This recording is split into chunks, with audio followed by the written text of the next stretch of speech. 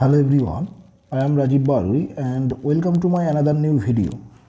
আজকের এই ক্লাসে আমি তোমাদের স্ক্রিনে যে প্রবলেমটা রয়েছে সেই প্রবলেমটা সলভ করব।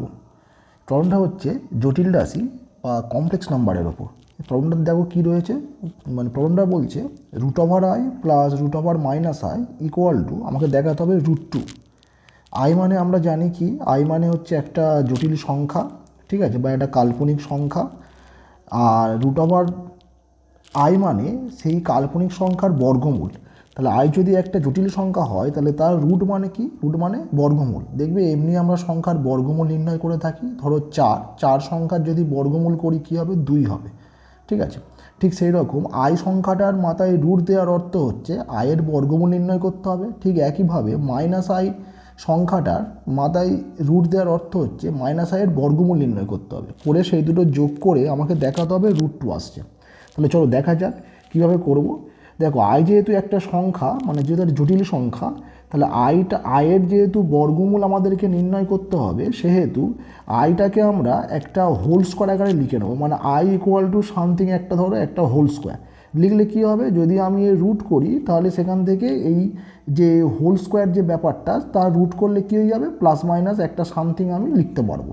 ওকে, তাহলে আমার প্রথম টার্গেট হলো আইটাকে কোনো একটা সংখ্যার হোল স্কোয়ার আকারে লেখা।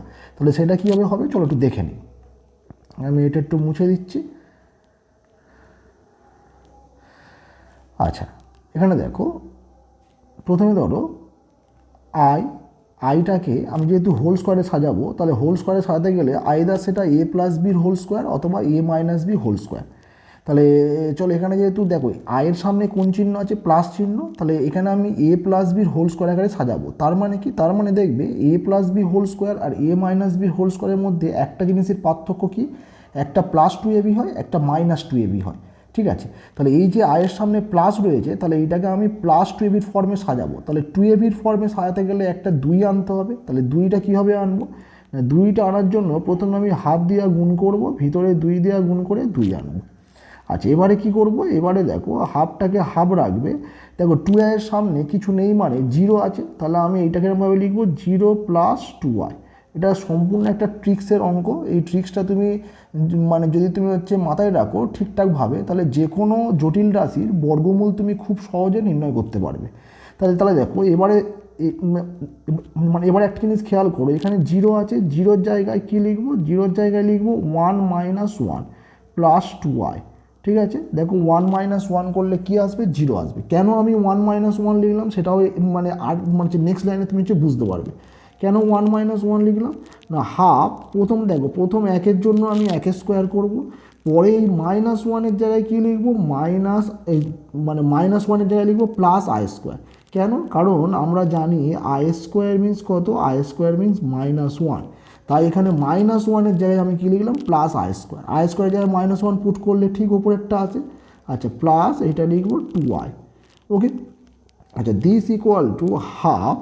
আচ্ছা দেখো তো, এবার একটা জিনিস খেয়াল করো, এটা তাহলে কি কিরম ফর্মুলা চলে এলো। এটা যদি আমি একটু সাজিয়ে লিখি তাহলে কি হবে, সাজিয়ে লিখলে এটা এরমভাবে লেখা যায় যে 1, আচ্ছা 1 স্কোয়ার লিখতে পারো বা 1 লিখলেও হবে, +2 × 1 × i। 2i মানে আমি ধরে নিতে পারি তার সঙ্গে 1 গুণ আছে, i প্লাস এইটা হয়ে যাবে i square. Okay, so this equal to, এটা লেখা যায় দেখো হাফ, এটা লিখবো কীভাবে না 1 + i তার হোল স্কোয়ার। ওকে, তাহলে এটা হলো 1 + i তার হোল স্কোয়ার। তাহলে দেখো, তাহলে আমরা যে আমাদের যে টার্গেট ছিল আইটাকে একটা সামথিং কোনো একটা সংখ্যার হোল স্কোয়ারে লেখা, তাহলে আইটাকে আমরা লিখে ফেলেছি কীরকম না, হাফ × 1 + i তার whole square. So now we calculate √i। So √i মানে কী হবে, তাহলে এই দিকে যেহেতু আমি বর্গমূল নিচ্ছি বা রুট নিচ্ছি, তাহলে ডান দিকেও বর্গমূল নেব। তাহলে সুতরাং এটা আমি লিখবো +-1/√2, তাহলে এর স্কোয়ারটা উঠে গিয়ে শুধু হবে 1 + i। ওকে, ঠিক এই একই প্রসেসে আমি √-iটাকে বের করব। এটা একটু আমি ধারে সরিয়ে রাখি, ঠিক আছে। এইটা আমি 1 মিনিট, এটা আমি একটু দেয়ারফর দিকে লিখে দিলাম। আচ্ছা, এবারে দেখো আমি সাইডে এখানে √-iটাকে আমি ক্যালকুলেট করে দেখাচ্ছি। এবারে দেখো এখানে তাহলে √-iটাকে তাহলে √-iটাকে ক্যালকুলেট করে আগে কী করবো, -i সেম টেকনিকে করবে। এখানে আয়ের আগে প্লাস ছিল বলে এটা +2i করেছিলাম, তাহলে এটা -2i, তাহলে এটা হাফ, তাহলে এটা হয়ে যাবে -2i this equal to half. তাহলে কী করবো, এরা কিছু নেই মানে 0 আছে, সো 0 -2i, আচ্ছা দিস ইকুয়াল টু এটা হাফ, আচ্ছা এটা 0 জায়গায় কী লিখবো 1 - 1। তোমরা এতক্ষণ হয়তো বুঝেই গেছো কী করবো না, এটা a - b হোল স্কোয়ারের ফর্মুলায় ফেলবো যেহেতু সামনে মাইনাস আছে। সো এটা তাহলে কী করবো, দিস ইকুয়াল টু হাফ, এই একের জায়গায় একের স্কোয়ার লিখছি, এর জায়গায় কী লিখবো প্লাস আই স্কোয়ার, কারণ আমরা দেখেছি একটু আগে আই স্কোয়ার মিন্স -1, সো এইটা -2i। সো এটাকে যদি আমি একটু সাজিয়ে লিখি তাহলে কী হবে, হাফ এটা হয়ে যাবে একের square -2 into I, 1 into I দিতে পারো বা আই ইন্টু 1 দিতে পারো, আচ্ছা প্লাস এইটা হয়ে যাবে I square. Okay, so this equal to এটা হয়ে যাবে হাফ, এটা হবে 1 মাইনাস আই তার হোল স্কোয়ার। সো এটা একইভাবে দেখো এটাকেও আমরা একটা সংখ্যার হোল স্কোয়ারে সাজিয়ে ফেলেছি। সো একইভাবে এখানে লিখতে পারি √−i ইকুয়াল টু এটা কী হবে +-1/√2, এটা স্কোয়ারটা উঠে গিয়ে কী হয়ে যাবে 1 - i।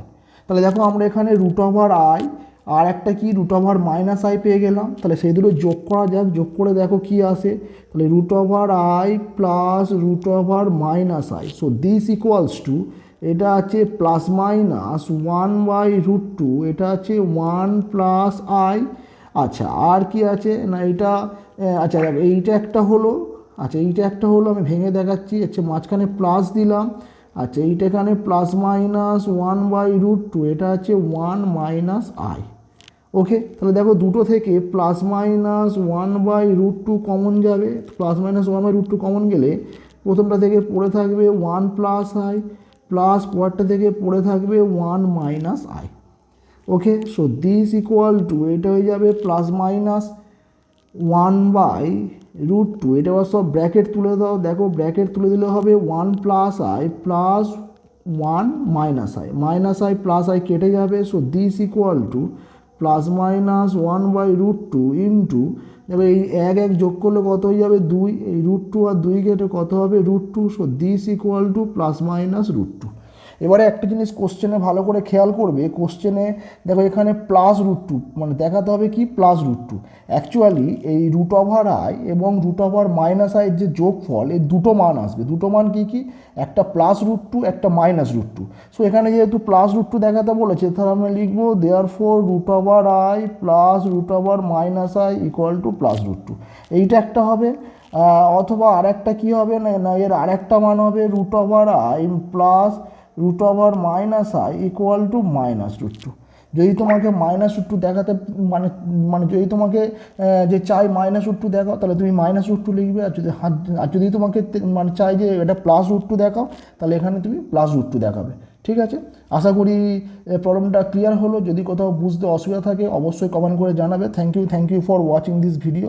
Good bye.